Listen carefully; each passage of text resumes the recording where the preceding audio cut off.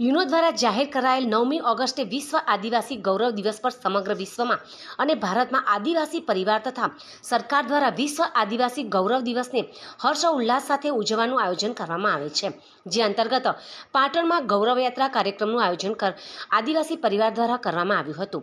આ વર્ષે પણ પાટણ ખાતેથી ગૌરવયાત્રા સૂર્યનગર ભીલવાસ ખાતે આવેલા બિરસા મુંડા ચોકમાં બિરસા મુંડાજીની પ્રતિમા પાસેથી પ્રસ્થાન થઈ હતી અને પીપળા ગેટ ભીલવાસ થઈને ફૂલ બજાર હિંગળાચાચર ચોકથી બગવાડા દરવાજા થઈ બસ સ્ટેન્ડ થઈને જયવીરનગર રોડ પારેવા સર્કલ થઈને સૂર્યનગર ભીલવાસ બિરસા મુંડા ચોક ખાતે ગૌરવયાત્રા સમાપન થઈ હતી।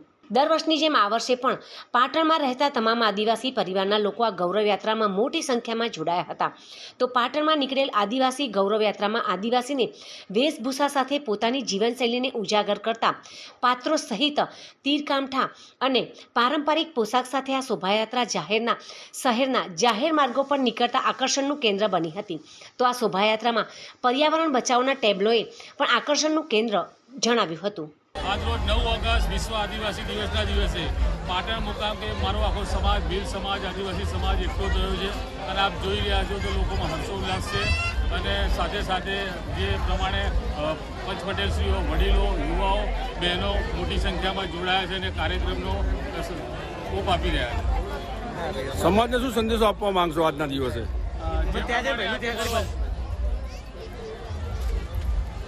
જે પ્રમાણે મારો આખો સમાજ આજે ભેગો થયો છે તો હું કહી શકું છું કે આજે જે સંસ્થા દ્વારા જે સંગઠનમાં શક્તિ વધે, મહિલા સશક્તિકરણ હોય કે શિક્ષણની બાબત હોય એ દરેક ક્ષેત્ર ઉપર આજે મારો સમાજ આગળ વધી રહ્યો છે। એ વાતનું આજે આખો પાટણ ભીલ સમાજ ગૌરવ લે છે। જય જોહાર, જય આદિવાસી।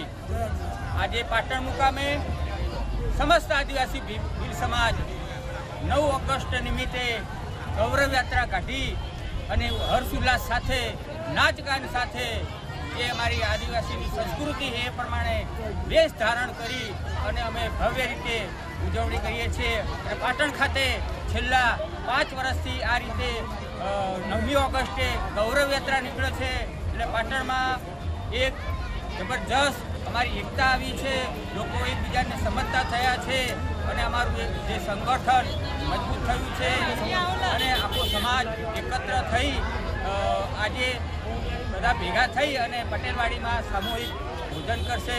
એ રીતે અમારી સંસ્કૃતિ અમારી જળવાઈ રહે એ રીતે ટેબલા સાથે અમારી ગૌરવયાત્રા દર વર્ષે કાઢીએ છીએ।